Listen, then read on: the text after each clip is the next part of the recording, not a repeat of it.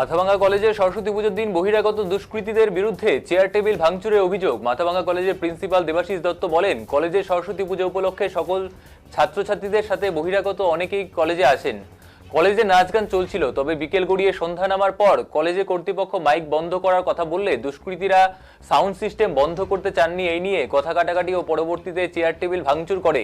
বিষয়টি মাথাভাঙ্গা থানার পুলিশকে জানালে পুলিশ ঘটনাস্থলে এসে পরিস্থিতি স্বাভাবিক করে। দেবাশিস দত্ত বলেন, এই ঘটনার পর বহিরাগতদের কলেজে প্রবেশ রুখতে কলেজে আগামী 27 তারিখ থেকে কলেজে বহিরাগত প্রাক্তন ছাত্রদের প্রবেশের নিষেধ, এই নিয়ে কলেজে বিজ্ঞপ্তি জারি করা হয়েছে।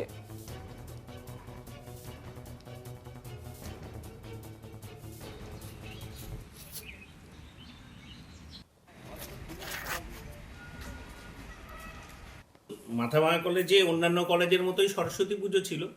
এবার সরস্বতী পুজোর দিন হয় কি, বর্তমান ছাত্রছাত্রী সহ প্রাক্তন ছাত্রছাত্রী, অভিভাবক, অভিভাবিকা সকলেই আসে পুজো দেখতে, এবং মাথাভাঙ্গা কলেজের পুজোটা একটা উৎসবের মতো মাথাভাঙ্গা মানুষের কাছে। কিন্তু এই অনুষ্ঠানটা 5:30 হয়ে যাবার পর আমরা নির্দেশ দিই আধ ঘন্টা আগে থেকেই যে বন্ধ করতে হবে, কিন্তু মাইক তখনও বাজতে থাকে। আর মাইক বাজলে যেটা হয়, নাচানাচি থেকে গান, উত্তেজনা এগুলো বাড়তে থাকে। কিন্তু তারপরে আমরা এবং আমাদের কলেজের নন টিচিং স্টাফের কয়েকজন সবাই মিলে এবং কালচারাল সেক্রেটারি যিনি কলেজের অধ্যাপকদের মধ্যে ছিলেন, অধ্যাপক শেখর সরকার, সকলে মিলে আমরা বন্ধ করে দিই।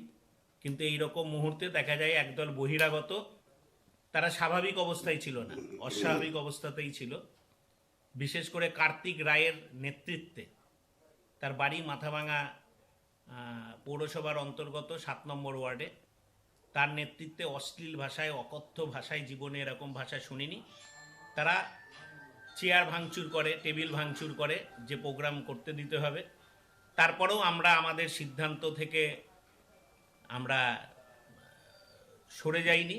আমরা ঠিক সময়ে কলেজ যে সমস্ত ছাত্রছাত্রীকে বের করে, যাতে মেয়েরা, বিশেষ করে কালকে প্রায় 2,5-3 হাজার মেয়েরা এসেছিল কলেজে, তাদের সঠিকভাবে বাড়িতে পাঠাতে পারি, সেই দিক থেকে আমরা কলেজের সকল স্টাফরা সফল হয়েছি এবং বর্তমান ছাত্রছাত্রীরাও সহযোগিতা করেছে। গোলমালটা মূলত ঘটিয়েছে বহিরাগতরা। এর সঙ্গে কোনো রাজনৈতিক দল বা ইউনিয়ন তেমন যোগাযোগ আমার চোখে পড়েনি, কিন্তু আমরা মনে করি যে এই ধরনের ঘটনা ভবিষ্যতে ঘটতে দেওয়া যাবে না। তাই আগামী 27শে জানুয়ারি থেকে স্ট্রিক্টলি কলেজ প্রশাসনের পক্ষ থেকে কোনো বহিরাগত, কোনো প্রাক্তন ছাত্রছাত্রী কেউ কলেজে ঢুকবে না।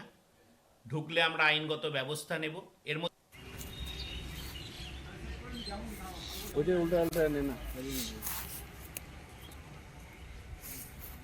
দলের বহিরাগত